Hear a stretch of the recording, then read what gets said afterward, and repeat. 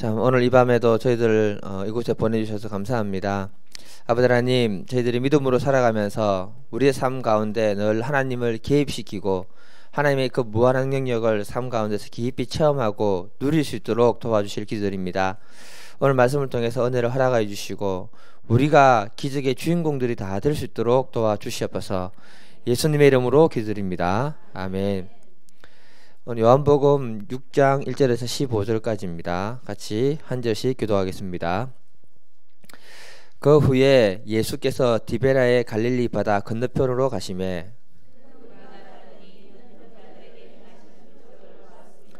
예수께서 산에 오르사 제자들과 함께 거기 앉으시니 예수께서 눈을 들어 큰 무리가 자기에게로 오는 것을 보시고 빌립에게 이르시되 우리가 어디서 떡을 사서 이 사람들을 먹게 하겠느냐 하시니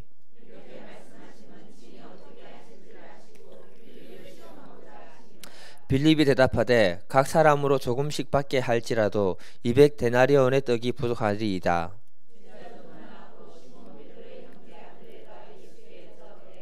여기 한 아이가 있어 보리떡 5개와 물고기 2마리를 가지고 있나이다. 그러나 그것이 이 많은 사람에게 얼마나 되게 삼나이까.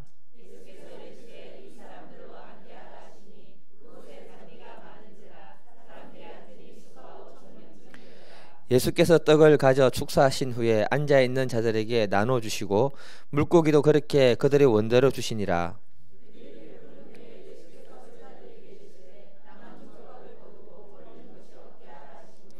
이에 그들이 보리떡 5개로 먹고 남은 조각이 12바구니에 찼더라.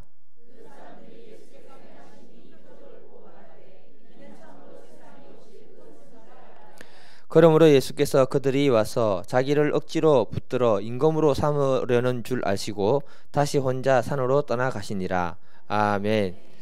제목을 한번 읽어보겠습니다. 시작. 예. 늘 글을 쓰지만은 참 악필입니다. 예. 그 미국 캔사스 시티에 윌 보어라는 소년이 살고 있었습니다. 이 친구가 어느 날 친척으로부터 용돈을 3달러를 받았는데요. 윌 보어라는 친구는 3달러를 가치 있게 쓰고 싶었던 마음이 있었습니다. 그래서 이 소년은 평소에 나병 환자들을 돕는데 쓰고 싶은 마음이 있었던 겁니다. 그래서 3달러로는 뭘 할 수가 없으니까 그걸로 돼지 한 마리를 산 겁니다.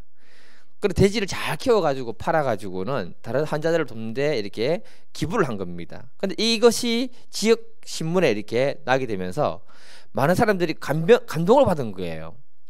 그래서 그 사람들이 나병 환자를 돕는 일에 동참하겠다고 하면서 이제 그 일을 시작하는데 다 돼지를 키울 수가 없잖아요.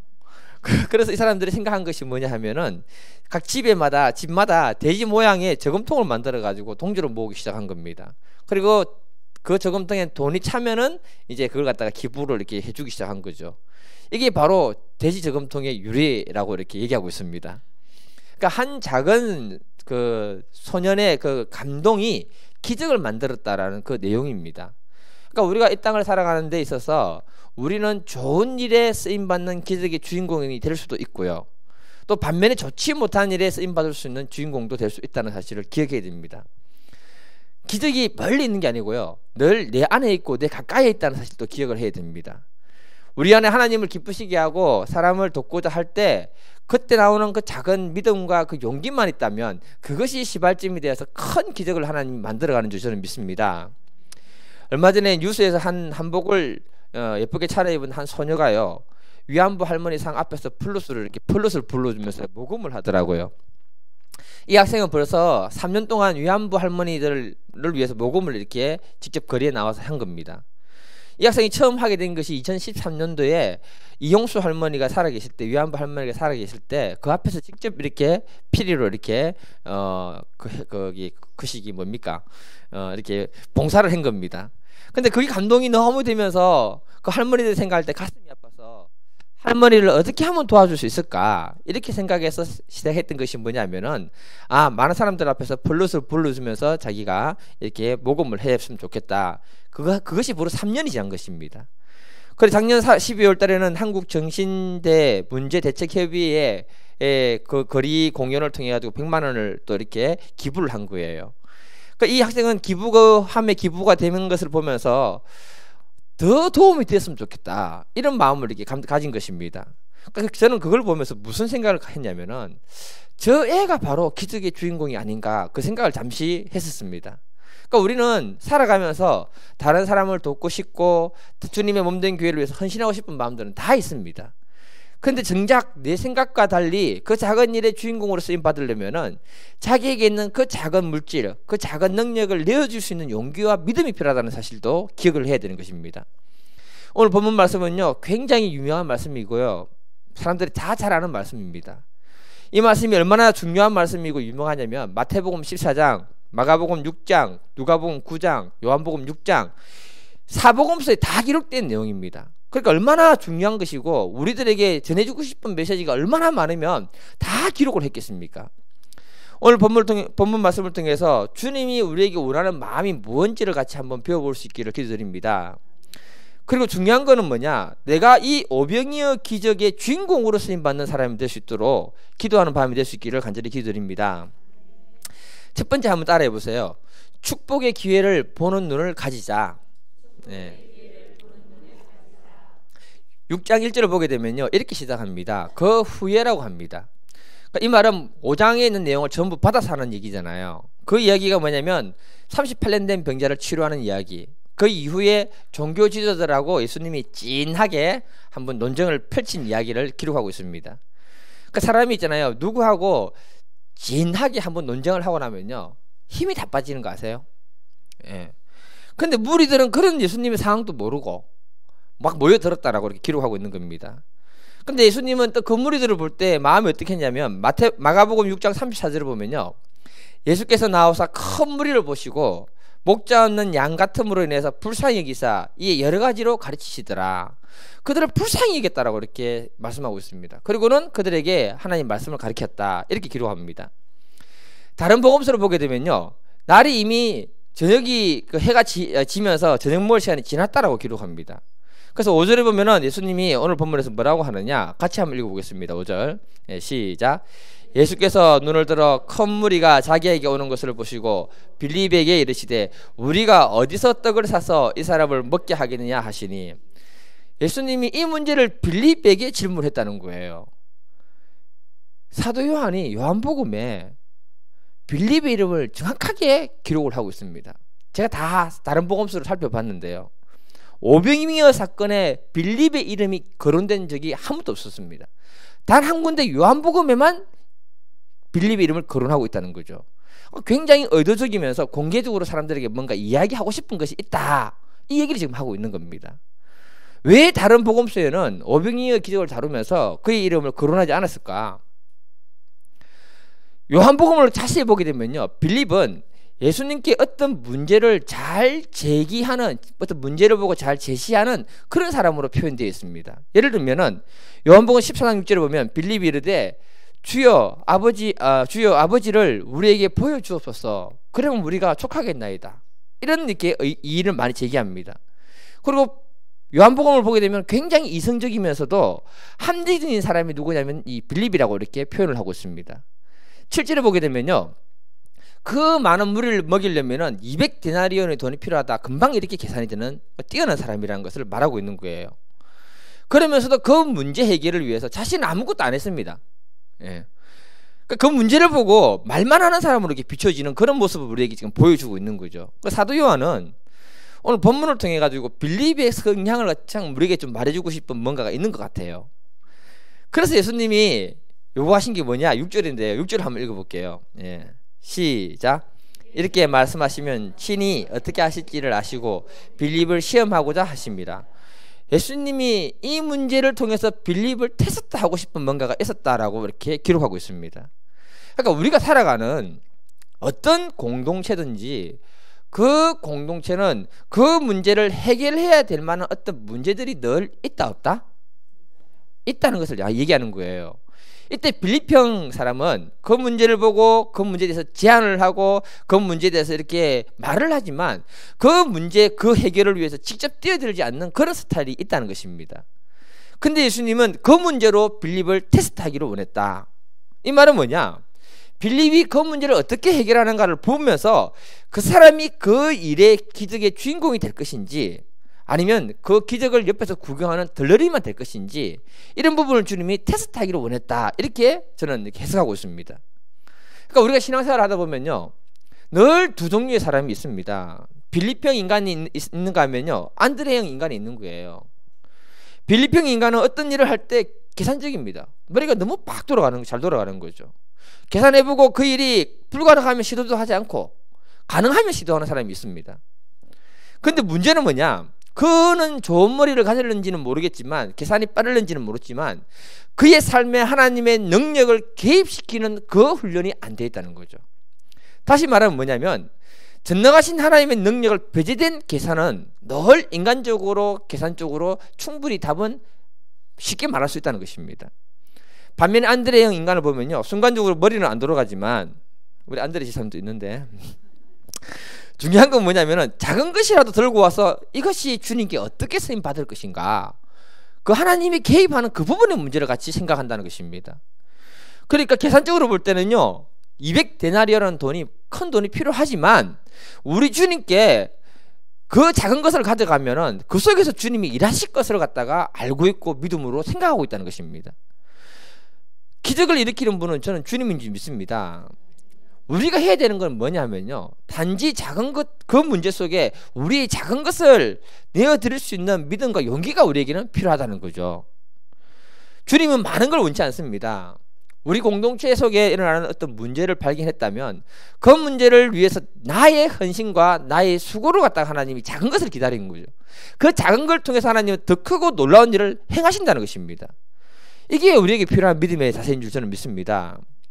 그래서 영국의 청교도, 초대 청교도의 목사인 토마스 와스는 무슨 말을 했냐면요, 참다운 사랑은 혀 끝에서 나오는 것이 아니라 어디서 나온다? 손가락 끝에서 나온다, 이렇게 얘기를 했어요. 기적은 말로만 되는 게 아니고 우리의 작은 헌신을 가지고 이렇게 들이지는 역사가 있을 때 기적이 일어난다, 이렇게 얘기하는 겁니다. 예를 들어서요, 예를 잘 들어야 되는데, 교회를 아무리 사랑한다고 말해도 아무 말 없이 교회 와서 빗자루 들고 청소하는 사람이 어쩌면 말만 하는 그 사람보다 하나님을 더 사랑하고 주의 몸된 교회를 더 사랑할 수 있다. 말하는 사람도 사랑하시지만 더 사랑할 수도 있다. 예. 또 예를 들어서 있잖아요, 이런 예는 별로 좋은 것 같기도 한데 우리 병재 집사님이 가정에 선교사로 나가잖아요. 그럼 사람들이 기도해 드릴게요. 물론 그렇게 말로만 해도 괜찮아요. 기도도 해주고. 그리고 또 중요하지만 말 안 하더라도 매달 커피값 한 잔이라도 이렇게 후원하는 사람이 오히려 더 그 사람을 사랑하는 사람이고 기도하는 사람이 될 수도 있다. 예, 자, 그렇게 얘기해 드리는 거죠. 비유가 좀 이상한데 그렇다는 거예요. 그러니까 오늘날 이 시대는 점점 사람들이 이기적으로 바뀌어가는 그런 시대에 살아가고 있습니다. 그래서 공동체 내에서 어떤 문제를 보면 그걸 발견하고 지적하고 말은 잘할 수 있지만 그 문제에 직접 뛰어들어서 자신을 드리고 헌신하는 그 부분의 문제는 안 되고 있다는 거죠. 예. 그래서 뭐냐면은 주님은 그 사건, 그 문제를 통해서 성도들을 비리처럼 시험하고 계신다. 이것을 늘 우리가 마음에 새기고 있어야 할 줄 믿습니다. 정말 사람을 돕고 싶고요, 교회를 위해서 헌신해야 되는 그런 시점이 되면요, 하나님은 그것이 그 사람에게 시험거리가 될 것인지 아니면 그것이 그 사람의 축복의 기회가 될 것인지 이것을 늘 테스트하고 있다는 사실을 기억해야 됩니다. 우리의 말과 행동을 통해서 하나님은요, 그 사람이 시험거리가 되면 불평하고 원망하고 부정적으로 얘기하도록 나도 모르게 시스템이 돌아가게 되어 있습니다. 그러면서 왜 이런 일을 하는지 모르겠다 하면서 군시렁군시렁 하게 되는 거죠. 근데 그것이 자신의 삶의 축복의 기회로 보여지는 사람은 적극적으로 그걸 붙들려오고 하고 그것에 자기를 투자하게 된다는 것입니다. 그러니까 우리가 믿음으로 살아가면서 하나님의 능력을 체험할 좋은 기회인지 아닌지를 볼 수 있는 믿음의 눈이 열릴 때 그 축복을 나의 것으로 삼을 수 있다는 것입니다. 이게 없으면요, 한 교회에서 아무리 신앙생활을 오래 해도 신앙이 천차만별인 거예요. 제가 설교하면서 경험한 하나님을 갖다가 여러분들에게 많이 전달을 많이 했습니다. 제 개인적인 것이지만. 근데 그 이유는 뭐냐면요, 설교가 하나의 이론, 하나의 설명문으로 끝나는 걸 저는 원치 않습니다. 하나님 말씀은 살아있고 그 능력이 있기 때문에 내가 경험한 하나님을 여러분들에게 간증해서 들려드리는 거예요. 근데 하도 이런 걸 많이 하다 보면 사람들이 무슨 생각하기 쉬우냐, 또 자기 말한다. 이런 오해를 할까 싶어서 늘 걱정이 되는데, 그래도 그것은 나를 통해서 살아 역사하신 하나님을 증거하는 부분이기 때문에 때로는 이렇게 드는 것도 필요한 줄 저는 믿습니다. 예. 제가 99년 11월 28일 날 선교사로 나왔거든요. 터키로 갔습니다. 비행기 값이 없었어요. 근데 그때 학생들이 뭘 했냐면은 초콜릿 아르바이트를 이틀 해가지고 비행기 값과 함께 그 돈을 좀 이렇게 모금을 했거든요. 그렇게 할 수 있었던 이유가 뭐냐면은, 제가 학생 때 리더가 되면서 학생의 재정이 모자랄 때마다 부채 판매하고 초콜릿 판매를 많이 이렇게 주도해서 했습니다. 예. 그러다 보니까 우리 학생들도 이제 그런 문제 있을 때 오병이어로 자신을 들여가지고 이 비행기 값을 해준 거예요. 굉장히 값진 돈이잖아요. 그리고 갈 때 교회에서도 비행기 값으로 얼마를 이렇게 지원해 주셨습니다. 그래서 터키를 갔는데 그때가 IMF 기간이거든요. 요셉 마리아 선교사님하고 같이 생활했는데 그분도 굉장히 힘든 거예요. 제가 눈치가 구단이거든요. 보니까 이분들이 생활비가 거의 없는 것 같았거든요. 근데 문득 생각난 게 뭐냐, 그때 제가 가져간 그 돈이거든요. 저는 무슨 생각을 가졌었냐면은, 언어 공부할 때 돈이 많이 들기 때문에 적은 돈이지만 이거는 꼭 있어야 된다, 꼭 필요하다는 생각을 가지고 있었습니다. 그러니까 이게 그분들이 들으려고 하는 갈등이 더 생기잖아요. 예. 그렇지만 하필 내 눈에 왜 그것이 보였을까? 그걸 기도했습니다. 하나님, 이분들의 어려움이 내 눈에 보였다는 것은 나보고 도와라고 하시는 줄 저는 믿습니다. 제가 하나님께서 지금까지 살려주셨으니까 믿고 드리겠습니다 하고 그냥 한 300만 원 정도 되는 돈을 다 드렸어요. 생활비로 쓰시라고. 그런데 그때부터 기적이 일어나기 시작한 거예요. 예. 주일날 목사님 얘기했죠. 침 났다고. 언어 공부하려면 최소한 1년을 해야 되거든요. 생각보다 돈 많이 듭니다. 근데 하나님이 1년 반 동안 최고 사설 기관에 가서 마지막 과정까지 다 공부했던 사람 저밖에 없었어요.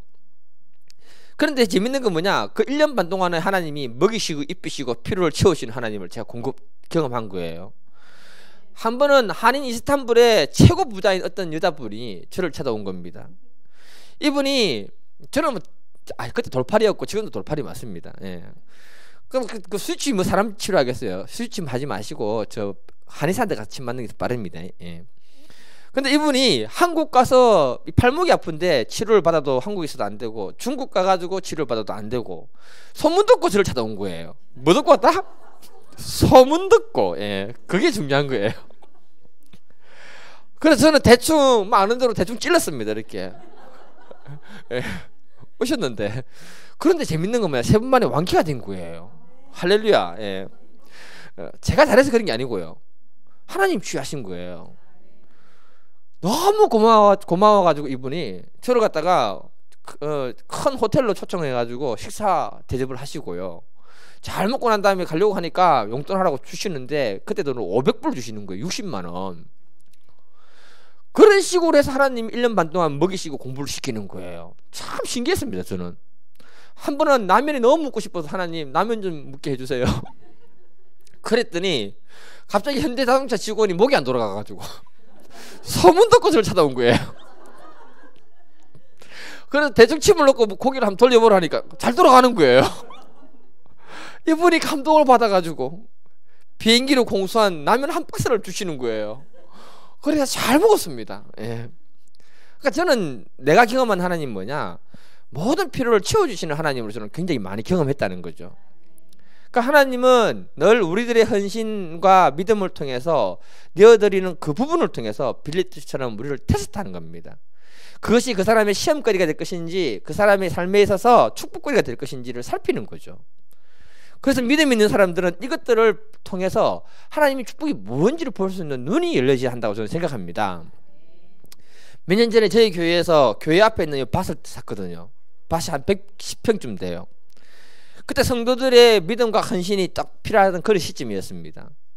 근데 저는 밭을 사야 하는 이 문제를 딱 보는 순간 하나님으로부터 큰 은혜와 축복을 받을 수 있는 기회가 왔다는 생각부터 딱 드는 거예요. 제가 강조했거든요. 저 사야 된다 했는데 갑자기 딱 목사님 사자고 갑자기 그 얘기하신 거예요. 그래서 무슨 돈이 있습니까? 일단 우리부터 먼저 한 구대 헌금을 딱 드리고요. 돈이 없잖아요. 이 좋은 기회를, 우리 엄마 진짜 구두쇠거든요. 전화해가지고 이 좋은 기회를 놓치면 안 된다. 아들을 위해서 해라. 해가 또 한 구다 헌금 시키고요. 가만히 생각하면 울산에 또 연락이 온 거예요. 아는 집사님한테. 정말 좋은 기회다. 이거 투자할 수 있는 좋은 기회니까 하나님 앞에 살아. 그래 또 했고요. 그때 한참 제가 뭘 하고 있었냐면은 서남 장가 가도록 기도하고 있었습니다. 나이가 37인가 됐나? 하여튼 장가를 못 가고 있으니까 마음이 답답한 거예요. 그 산에 돌아다니면서 기도하다가 갑자기 무슨 생각이 들었냐? 처남은 결혼을 위해서 두 구다 헌금을 시켜야겠구나. 그때 교회를 안 다녔습니다. 그래서 제가 하겠나 싶었는데 정말로 어느 사람은 시켜서 하라 하니까 두 구다 헌금을 한 거예요. 이 떨리는 헌금을 들고 제가 봉투에 뭐라 썼느냐? 하나님 아버지 감사합니다. 장가가게 해주실 줄 꼭 믿습니다. 그렇게 해가지고 제가 헌금을 딱 들었어요. 그리고 그 해 몇 개월 후에 지금의 사람을 만나가지고 결혼해서 너무너무 잘 살고 있어요. 좋은 사람 주셨어요. 예. 저는 뭘 봤느냐면은 이것이 바로 하나님의 우리 삶에 축복을 주시는 기회로 저는 본 거예요. 그걸 놓치지 않기 위해서 그냥 했는 것인데 하나님 그걸 축복하셨다는 것입니다. 우리 주님은 우리의 헌신과 수고가 들어가는 일들을 통해서 우리를 시험합니다. 정말 너는 믿음을 소유한 사람인가? 정말 너는 기적의 주인공이 될 만한 사람인가를 늘 확인한다는 사실을 기억하기 바랍니다. 오늘 이 자리에 계신 모든 분들이 기적의 주인공이 다 될 수 있기를 간절히 기도드립니다. 두 번째 따라해 보세요. 늘 하나님의 계산법을 내 삶에 적용시켜라. 예수님이 빌립에게 어디서 떡을 사서 이 무리를 먹이겠냐고 질문을 했습니다. 그때 빌립이 머리숱 팍딱 하고는 200데나리온의 돈이 필요합니다. 계산이 딱 나왔습니다. 여기서 빌립은요, 어떤 사건, 어떤 문제 앞에서 전능한 하나님의 능력은 배제하면서 굉장히 계산이 빠른 사람이라는 것을 우리에게 얘기하고 있는 거예요. 근데 우리가 알아야 되는 건 뭐냐면은 어떤 문제, 어떤 사건 앞에서도 지금 200데나리온이 얼마나 되는 큰 돈인가를 제가 말씀 안 드렸기 때문에 그러는데 좀 되는 돈입니다. 근데 늘 어떤 큰 문제 속에는 우리 것이 부족하다는 거죠. 그러나 그 속에는 전능한 하나님의 능력이 개입하면은 모든 것이 다 된다는 거예요. 우리 믿음의 사람들 중에는 이 땅을 살아가면서 하나님을 의식하고 믿음의 계산법을 적용하는 분들이 있는가 하면요, 늘 현실 문제만 보고 현실 속에서 계산법을 적용하는 사람들이 있다는 것입니다. 믿음의 계산법은요, 늘 내 작은 물질, 내 작은 은식, 내 작은 믿음에서 플러스 하나님 무한한 능력을 갖다가 붙이는 게 믿음의 계산법입니다. 수학적으로 얘기하면요, 1 더하기 무한대는 뭡니까? 무한대 아닙니까? 100 더하기 0은 뭡니까? 100입니다. 내 능력은 1밖에 되지 않지만 내 작은 것을 하나님께 드려서 무한한 하나님 능력을 플러스 하면은 무한대로 가는 거예요. 그러나 아무리 똑똑하고 자기 능력을 많이 가져도 플러스 제로를 해버리면 그거밖에 안 된다는 거죠. 빌립이 그런 사람이란 겁니다. 그래서 믿음의 사람에게는요, 믿음의 계산법을 적용을 시켜야 되는 거예요. 그 속에서 하나님이 일하시는 걸 우리는 경험하게 되는 겁니다. 우리가 이것을 하지 못하면 나의 헌신이 필요한 그 자리에서 눈치 보고 도망가야 되고요, 또 내가 드려야 되는 하나님의 그 온전한 11조가 부담스러워서 힘들어지는 것이고요. 그래서 내 삶에 하나님의 능력을 깊이 경험하지 못하는 그런 부분의 문제가 우리 삶에 부딪히게 되는 것입니다. 오늘 본문에서 얘기하는 게 뭐냐 하면 예수님께 가져온 물고기 2마리 떡 5개는요 어린아이 한 끼 식량이라고 얘기하고 있습니다. 9절 읽어보겠습니다. 9절 시작. 여기 한 아이가 있어 보리떡 5개와 물고기 2마리를 가지고 있나이다. 그러나 그것이 이 많은 사람에게 얼마나 되겠사옵나이까. 한 아이의 음식인 물고기 2마리 떡 5개는 정말 보잘것없다는 겁니다. 그걸 아이 것을 예수님께 내어줬는데 이 아이 것과 플러스 하나님의 전능하고 무한한 능력이 합해지니까 무슨 일이 일어나느냐. 10절 보면 잔디에 앉은 사람 머릿수 대충 보니까 5,000명이 되는데 그 사람들 다 먹이고, 그 다음에 예수님이 손에서 보잘것없는 음식이 막 나가는데 무한대로 나가기 시작하더니 13절에 이렇게 되었다고 기록하고 있습니다. 13절을 읽어보겠습니다. 13절 시작. 이에 거두니 아멘. 그러니까 믿음의 계산법은요, 우리의 이성과 상식을 뛰어넘어서 역사하시는 하나님이 있다는 것을 말하고 있는 거예요. 그런데 17세기 후반으로 들어오면서 이성을 중시하는 계몽주의자들을 의해 가지고 이 오병이어 사건을 어떻게 해석하냐면요, 한 아이가 자기 먹을 것을 꼼쳐놨다가 예수님께 내어드리니까 많은 사람들이 부끄러웠다 이거죠. 그래서 자기만 먹으려고 꼼쳐놨던 것을 끄집어내가지고 같이 나눠 먹었다, 그렇게 얘기하는 거예요. 그렇다면은 자기 것만 먹을 걸 가져왔다면 먹고 남은 것이 12바구니나 가득 찼다는 거, 이거 어떻게 말로 되는 겁니까?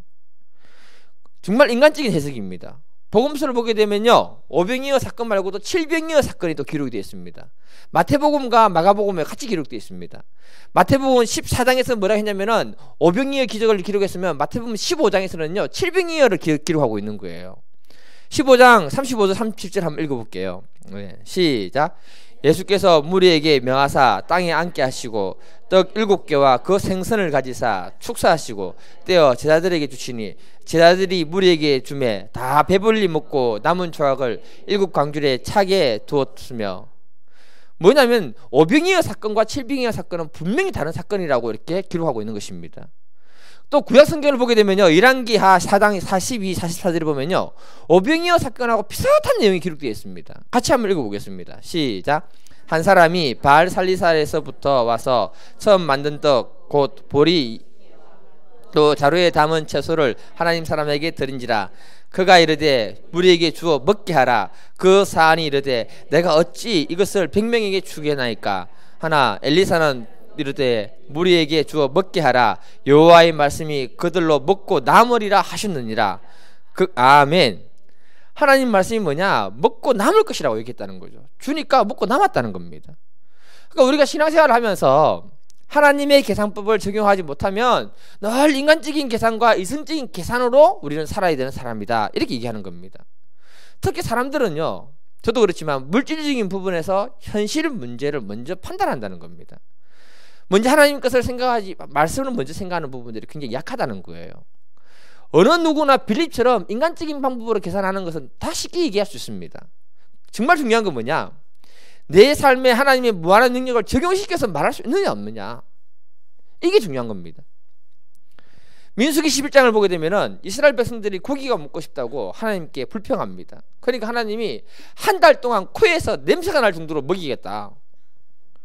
그러니까 모세가 뭐라고 하느냐? 하나님, 민수기 11장 22절에 보면 그 백성의 숫자가 60만 명이나 되는데 양떼와 소떼를 잡아 죽인들 그것을 해결하면 바다에 물고기를 끌어 모은들 그 문제 해결하겠습니까? 믿음이 좋았던 모세도 장정만 60만 명이라는 걸 보니까 앞이 캄캄한 거예요. 어떻게 한 달 동안 먹인다는 거예요. 그래서 뭐냐면은 모세가 불신하니까 하나님 책망합니다. 민수기 11장 23절 한번 읽어볼게요. 시작.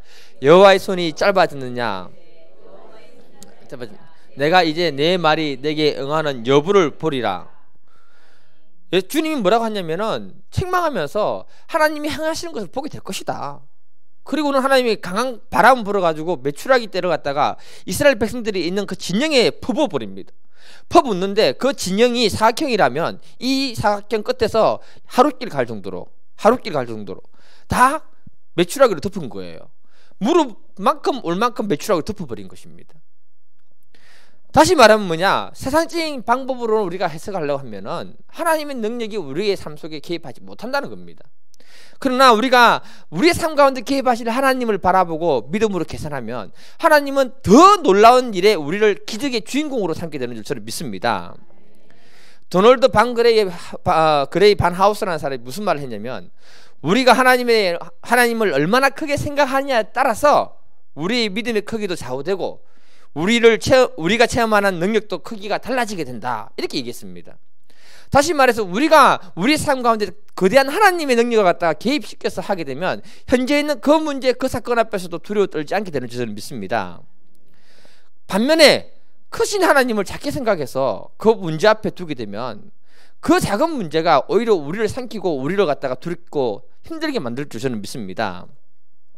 하나님 우리 삶 가운데 개입하실 수 있도록 우리가 믿음으로 열어둘 수 있기를 간절히 기도드립니다. 얼마나 중요한 말이었으면 사복음서에 다 기록해서 우리에게 전달하고 싶었을까? 이 오병이어 기적을 그렇게 생각합니다. 오늘 본문에서 한 아이가 예수님께 드린 오병이어는요, 이런 것도 상징할 수 있습니다. 우리의 삶이 한 아이가 내어드린 그 작은 그 음식처럼 아무리 먹고 먹어도 배고프고 부족하고 힘든 게 우리의 삶이라는 것입니다. 그런데 이것을 주님의 손에 올려놓으면 수천 명을 먹이고 나서 자기가 거두어 가는 것은 12광줄이라는 어마어마한 것을 거두어 가는 것이 오병이라는 기적을 갖다가 우리에게 비유적으로 얘기하는 한 부분도 되기도 합니다. 하나님의 계산법을 우리가 가지게 되면요, 늘 기적의 주인공을 우리가 살게 되는 줄 믿습니다. 제가 이번에 수원 합신대학교 대학원에 그 목회대학원, 하여튼 말이 기네, 공부를 하러 갔거든요. 이제 졸업했습니다. 예. 수요일이 되면 근처에 있는 목사님들은 수요 예배 섬기신다고 다 교회를 가버려요. 지방에 있는 사람들은 기숙사에 있거든요. 그때 보통 한 13명에서 한 15명 정도 이렇게 목사님이 있어요. 근데 어떤 그곳에 성경부하러 오신 어떤 권사님이 기숙사 남아있는 목사님들 식사 대접하고 싶다고 사람들을 끌어 모으는 거예요. 저는 안면도 전혀 없는데 얼떨결에 따라갔습니다. 따라가면서 제가 아는 목사님한테 물었어요. 목사님, 혹시 목사님 아는 권사님입니까? 했더니 자기도 모르는 사람이래요. 예. 그리고 이분이 목사님 13분을 데리고 수원에서 제일 좋은 소고기 갈비집으로 이렇게 유명한 집으로 모시고 간 거예요. 집에 들어가니까 메뉴판을 딱 보는 순간적으로 계산이 빠르더라고요. 저도 빌립처럼 130만 원이네. 딱 답이 나오는 거예요. 제가 권사님한테 이름과 교회를 물었어요. 그랬더니 자기 소개도 안 해주고 목사님 그냥 많이 드시면 됩니다, 그렇게 얘기하는 거예요. 그래서 내가 주여 감사합니다, 선사를 보내주셔서 잘 먹겠습니다, 이 가족을 축복해 주셔서 하고 그냥 먹었어요. 예. 그 다음 주가 된 거예요. 2주간 교육받는데 또 수요일날 이 권사님이 나타난 거예요. 그러면서 오늘 또 목사님 식사 대접하겠다고 사람들 다 끌어 모으라고 하는 거예요. 갑자기 마음에 부담감이 팍 밀려 들어오는 겁니다. 도대체 목사가 뭐길래 섬긴다고 저러나. 난 양심이 있어서 도저히 못 얻어먹겠다. 난 안 갈란다. 그렇게 목사님한테, 내 방에 있는 목사님한테 얘기하고 나왔어요. 근데 그 권사님하고 북도에서 마주치는 거예요. 권사님이 꼭 오셔야 됩니다. 그러는 바람에 어쩔 수 없이 또 따라가게 됐습니다. 제가 권사님께 물었어요. 무슨 말을 했냐면, 권사님 섬기는 것도 중요하지만 가정 경제도 생각하셔야죠. 제가 빌리처럼 생각이 그래 간 거예요. 그래서 뭐냐면은 딱 얘기하니까 그분이 무슨 말을 하느냐, 목사님 나의 하나님은 오병이어의 하나님입니다, 딱 그러는 거예요. 제가 그때 뭘 하고 있었느냐, 방에서 이 본문 말씀 이거 어떻게 접근하고 어떻게 풀어갈까 이 생각하고 있다가 나왔는데 그분이 그 얘기를 하신 거예요. 이거는 그분의 얘기를 하라는 뜻이구나. 네, 그때 알았습니다. 예. 그리고는 이분이 나한테 간증을 하는데 정말 놀라운 간증들을 많이 하는 거예요. 지문이 짧아서 잘 못해요. 제가 간증 들으면서 결론이 뭐냐, 이 두 번째 소제목, 늘 하나님의 계산법을 자신의 삶에 적용시켜라, 그분 때문에 나온 거예요. 그분의 간증을 다 말할 수 없지만 그분은 자신의 삶에 하나님이 어떻게 개입하셔가지고 축복하시고 일하셨는가를 갖다 간증하는데 너무 감동이 되는 거예요. 그러면서 무슨 말 하느냐, 자기는 늘 12광주리를 찾아가는 사람입니다, 그렇게 얘기하는 거예요. 그래서 제가 아멘 그러고요, 또 다른 갈비집 가서 그 권사님이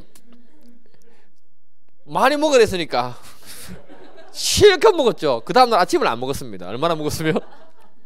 그러면서 뭐라고 했느냐, 하나님 저 믿음대로 오병이어의 기적을 그 삶 가운데 그대로 행하시옵소서. 저 기도 그 한마디만 하고 말았습니다. 나중에 제가 이분의 이름이 너무 궁금해가지고 혹시 생각나면 기도하려고 계속 캐물으니까 나중에 얘기하는 게 온누리 교회 권사님이더라고요. 그리고 이름 말씀해 주시더라고요. 예.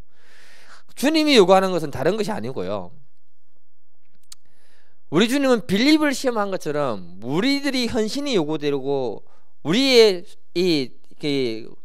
참 이렇게 하나님께 드려지는 것이 요구될 때 그 사람에게 그것이 시험거리가 될 것인지 아니면 그 사람에게 축복거리가 될 것인지를 늘 테스트한다는 사실을 기억해야 됩니다.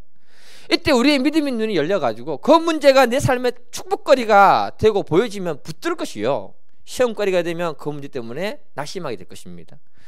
우리 주님이 원하는 것은 뭐냐, 우리가 이 땅에서 살아가는 동안에 늘 기적의 주인공이 되기를 원하고 오병이의 기적의 주인공이 됨으로 하나님의 능력을 늘 경험하는 분들이 되기를 원하는 줄 저는 믿습니다. 이 밤에 기도하고 돌아가실 때 정말 내가 이런 오병이의 기적의 주인공이 될 수 있도록 그리고 기적의 주인공으로 쓰임 받는 사람 될 수 있도록 기도하시고 돌아가는 밤 되기를 축복드립니다.